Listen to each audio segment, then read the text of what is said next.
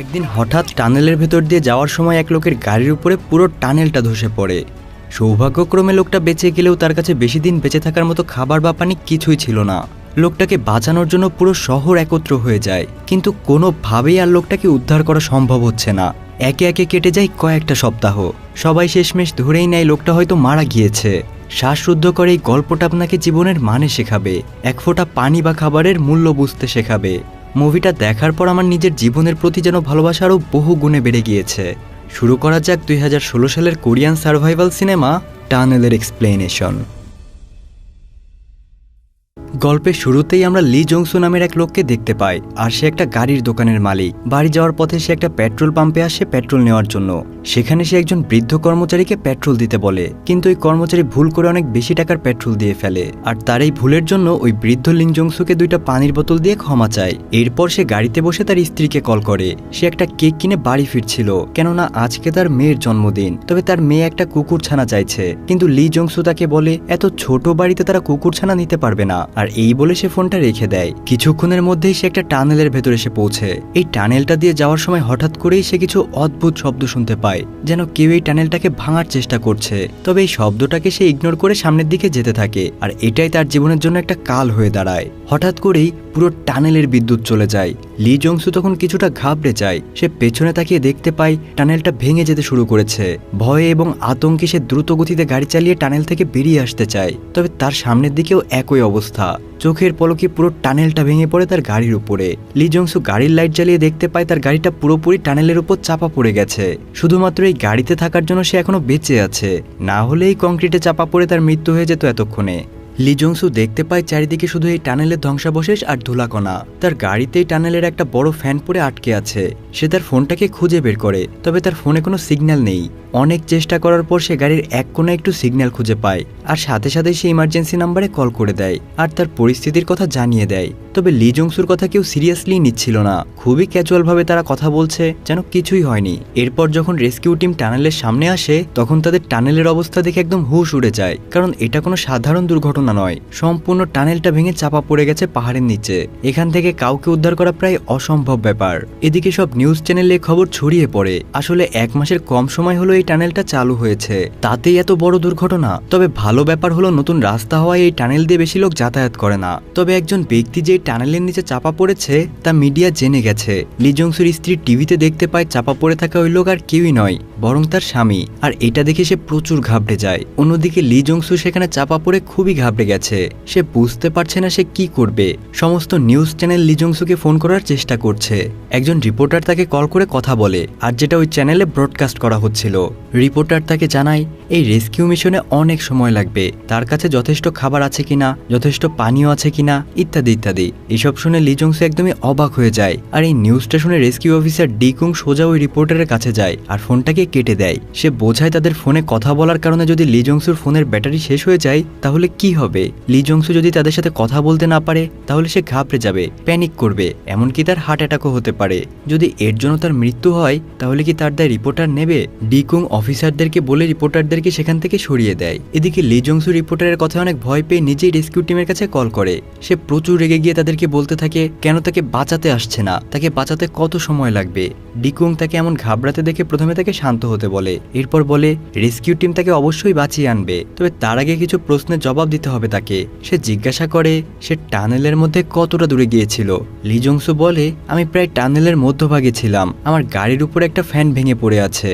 ডিকুং টানেলের ম্যাপের মধ্যে ফ্যানগুলোর location mark করে। এরপর তাকে জিজ্ঞাসা করে আপনার ফোনে কতটা চার্জ আছে। লি জংসু জানায় 75%। এরপর ডিকুং তাকে সবকিছুই বলে দেয়। তাকে বলে দেয় যে তাদের এই রেস্কিউ মিশনে অনেকটা সময় লাগবে, তাই তারা শুধুমাত্র তাকে দুপুর 12টায় কল করবে। বাকি সময় তার ফোন সুইচ অফ করে রাখতে হবে যাতে ব্যাটারি শেষ না হয়।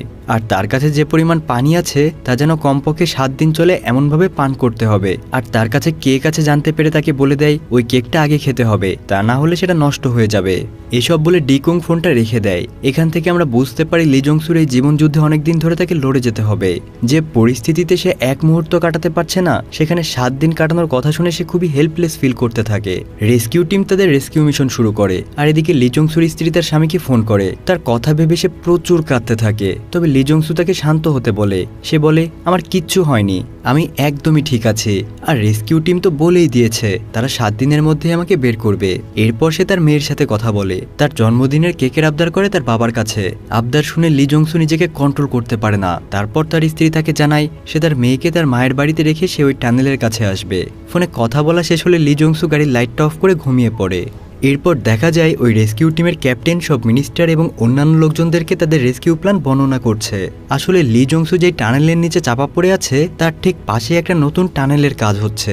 টানেল বানানোর জন্য পাহাড়ে ব্লাস্ট করে সুড়ঙ্গ তৈরি করা হয়, আর তারপর তাতে টানেল তৈরি করা হয়। এই অবস্থায় যদি পাশের টানেল ব্লাস্ট করা হয় তাহলে লি জংসুর জীবনও চলে যেতে পারে। তাই সরকার ঠিক করে ওই নতুন টানেলের কাজ আপাতত বন্ধ করা হবে। পরদিন সকালবেলা ডিকুং তার টিমকে নিয়ে ওই টানেলের মধ্যে একটা ড্রোন পাঠায়, আর তার পিছু পিছু সমস্ত মিডিয়া চ্যানেলও তাদের ড্রোন পাঠায়। কিন্তু কোনো ড্রোনই বেশি দূর যেতে পারে না, কারণ টানেলটা ধসে পড়ায় সেখানে প্রচুর ধুলাবালি রয়েছে, যার কারণে সমস্ত ড্রোন সিগন্যাল হারিয়ে নিচে পড়ে যায়। কোনো উপায় না পেয়ে ডিকুং একটা অফিসারকে নিয়ে গাড়িতে করে ওই টানেলে আসে। এখান থেকে আমরা বুঝতে পারি যে ডিকুং কতটা পার্সোনালি লি জংসুকে বাঁচানোর চেষ্টা করছে। এর কিছুক্ষণ পর তারা সেই টানেলের ধ্বংসস্তূপের মুখে এসে পৌঁছায়। ডিকুং গাড়ি থেকে নেমে জায়গাটা পর্যবেক্ষণ করতে থাকে, আর তখনই ওই অফিসার হর্ন বাজিয়ে তাকে ডাকে, আর সেই হর্নের শব্দ শুনতে পায় লি জংসু। সে ডিকুংকে ফোন করে বলে সে তাদের গাড়ির হর্ন শুনতে পাচ্ছে। তখন তারা নিশ্চিত হয় যে লি জংসু কাছাকাছি আছে। তবে তখনই ওই টানেল আবার ভাঙতে শুরু করে। ডিকুং তাকে গাড়ির নিচু জায়গায় আশ্রয় নিতে বলে। এরপর অনেক লড়াই করে গাড়ি চালিয়ে কোনো রকমে তারা সেখান থেকে প্রাণ নিয়ে বেরিয়ে আসে। তারপর সেই টানেল আবারও ভেঙে পড়ে। বাইরে এসে ডিকুং লি জংসুকে ফোন করে জানতে চায় সে ঠিক আছে কিনা। এই সময় লি জংসুর স্ত্রী সেখানে এসে পৌঁছায়। টানেলের এই অবস্থা দেখে সে দৌড়ে আসতে থাকে। এদিকে লি জংসুর অবস্থা তো আরো খারাপ। সে ডিকুংকে জানায় সে ঠিকই আছে। এরপর সে তার স্ত্রীর সাথে কথা বলে। এতটা কঠিন সময়ও সে তার স্ত্রীকে জিজ্ঞাসা করে তুমি ব্রেকফাস্ট করেছো? আমি ঠিক আছি, তুমি কিছু খেয়ে নাও। এদিকে রেস্কিউয়ের জন্য হেলিকপ্টারে করে জিসিপি কার পাহাড়ের উপর আনা হয়। সেখান থেকে গর্ত করে টানেল বানিয়ে লি জংসুর কাছে পাঠানো হবে, আর তাকে এভাবেই বাঁচানো যাবে। লি জংসুর স্ত্রী মিনিস্টারকে দেখে তার কাছে সাহায্য চায়, আর সমস্ত নেতারা এক এক করে লিয়ের স্ত্রীর সাথে ছবি তুলতে আসে।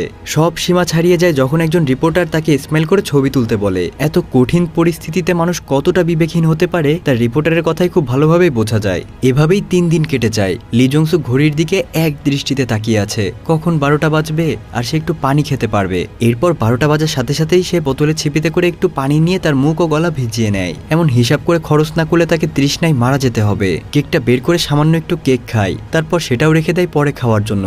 এরপর সে তার গাড়িতে 2টো টর্চ লাইট, একটা টি শার্ট ও একটা ফিনাইলের বোতল পায়। ঠান্ডা থেকে বাঁচতে সে ওই টি শার্টটা পরে নেয়। তখনই সে কিছু একটা শব্দ শুনতে পায়। ভয়ে ভয়ে সে টর্চ দিয়ে দেখতে থাকে। সে দেখতে পায় একটা কুকুর সেখানে এসেছে।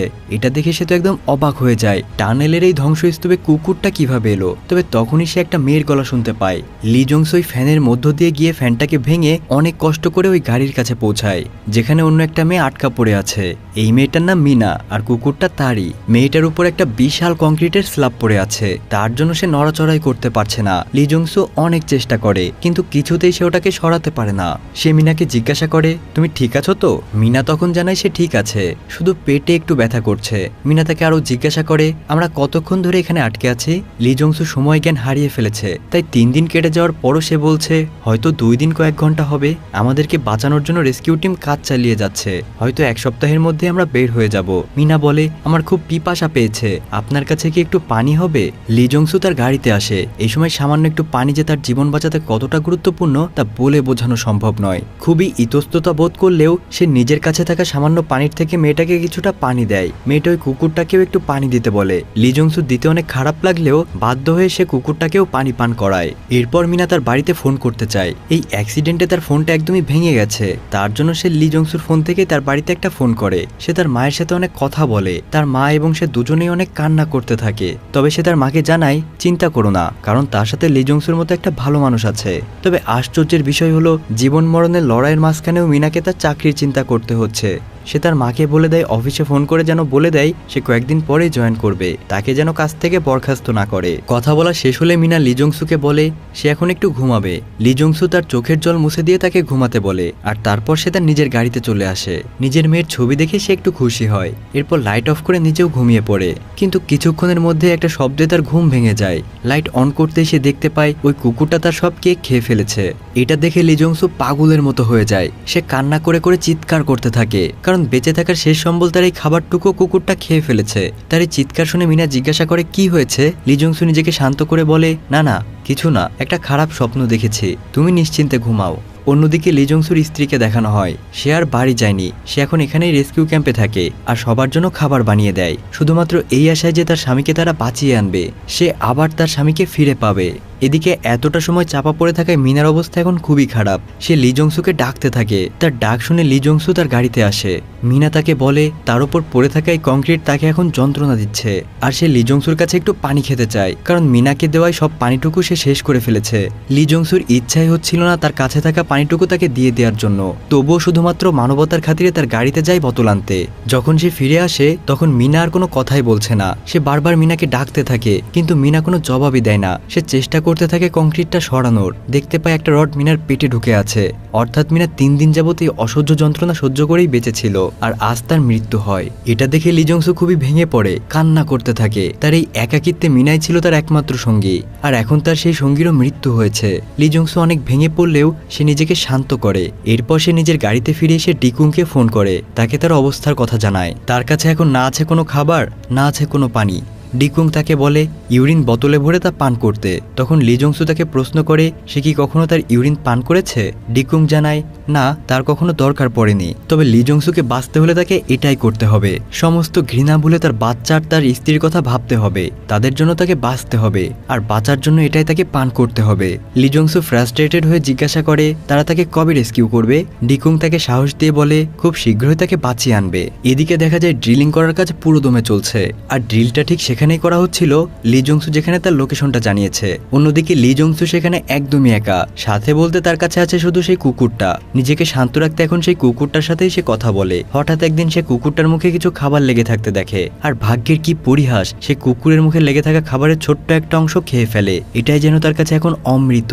এরপর সে মিনার গাড়িতে গিয়ে সেই খাবারের প্যাকেটটা পায়, আর সেই খাবারের প্রতিটা দানার একটা অংশ ভাগ করে নেয় ওই কুকুর আর তার মধ্যে। এর পরপরই টানেলটা আবার ধসে যায়। তখন সে দেখতে পায় টানেলের একটা জায়গা অনেকটা ফাঁকা হয়ে গেছে। আজ এতদিন পর সে নিজের পায়ে সোজা হয়ে দাঁড়াতে পারছে, আর এতেই সে যেন অনেক খুশি। এভাবে আরো 10টা দিন পার হয়ে যায়। ডিকুং বাথরুমে গিয়ে নিজের ইউরিন নিজেই পান করে। লি জংসু তাকে জিজ্ঞাসা করছিল সে তার ইউরিন পান করেছিল কিনা। এরপর সে লি জংসুকে ফোন করে বলে আমি নিজের ইউরিন পান করেছি, তুমিও ইউরিন পান করে থাকতে পারবে, আর কিছু সময় এভাবেই কষ্ট করো। এরপর লি জংসু তার ইউরিন পান করতে যাবে, আর ঠিক তখনই সে কিছু দেখতে পায়। সে এগিয়ে গিয়ে দেখতে পায় একটা লোহার রডে 1 ফোঁটা পানি জমে আছে। সেই কয়েক ফোঁটা পানি সে তার বোতলে ভরে নেয়। সে তার স্ত্রীকে ফোন করে খুব খুশি হয়ে বলে আমি আজ পানি পান করেছি, তুমি চিন্তা করো না, তুমি আজ পেট ভরে খাবার খেয়ে নাও। সেই সাথে সে ডিকুংয়ের ইউরিন খাওয়ার কথাটাও তার স্ত্রীকে বলে, আর তারা দুজনেই এই বিষয়টা নিয়ে এতটা কষ্টের মাঝেও একটুখানি হাসতে পারে। এরপর অনেকটা সময় কেটে যায়। প্রায় 23 দিন পর রেস্কিউ টিম দেখতে পায় তারা প্রায় টানেলে শেষ পর্যন্ত ড্রিল করে ফেলেছে। সবাই অনেক খুশি, কারণ তারা আগামীকালই লি জংসুকে বের করতে পারবে। পরের দিন ডিকুং লি জংসুকে ফোন করে আর বলে তাদের গর্ত টানেলে পৌঁছে যাবে। লি জংসু অধীর আগ্রহে উপরের দিকে চেয়ে থাকে, কারণ এটাই তার একমাত্র বাঁচার পথ। কিন্তু লি জংসু কোনো গর্তই দেখতে পায় না। ডিকুং এটা শুনে আবার বিষয়টাকে খতিয়ে দেখে। তারা জানতে পারে এই টানেলের ব্লু প্রিন্টে একটা ভুল রয়েছে। এখানে 7টা নয় 6টা জায়গায় মোট 12টা ফ্যান লাগানো ছিল, আর এজন্যই তাদের হিসাবে একটু ভুল হয়েছে।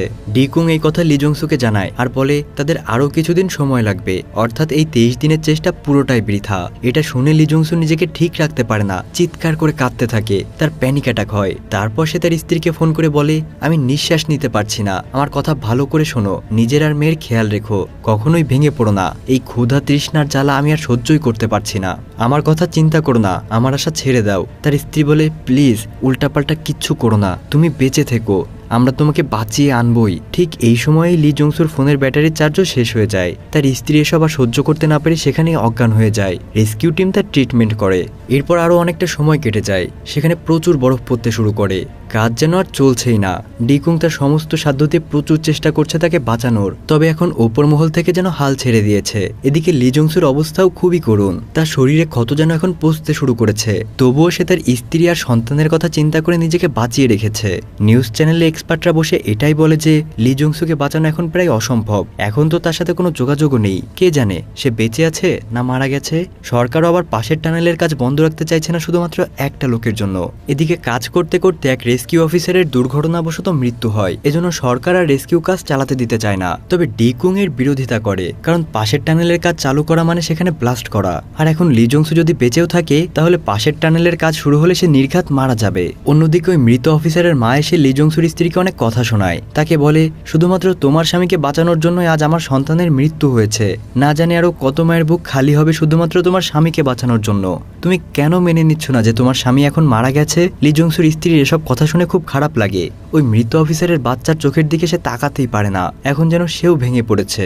এমন সময় এক অফিসার আসে তার কাছে, একটা কাগজ দিয়ে বলে তাতে সাইন করতে, যাতে তারা রেস্কিউ মিশন বন্ধ করতে পারে আর পাশের টানেলের কাজ চালু করতে পারে। লি জংসুর স্ত্রী না চাইতেও এই কাগজে সাইন করে দেয়, আর সাথে সাথে এই রেস্কিউ মিশনটাও বন্ধ হয়ে যায়। আর এই খবরটা সে লি জংসুকে জানাতেও পারে না, কারণ তার ফোনের ব্যাটারি শেষ। তাই কোনো উপায় না পেয়ে সে যায় রেডিও স্টেশনে তার কথা বলতে, কারণ লি জংসু টানেল থেকে বলেছিল সে রোজ গাড়ির রেডিও শোনে।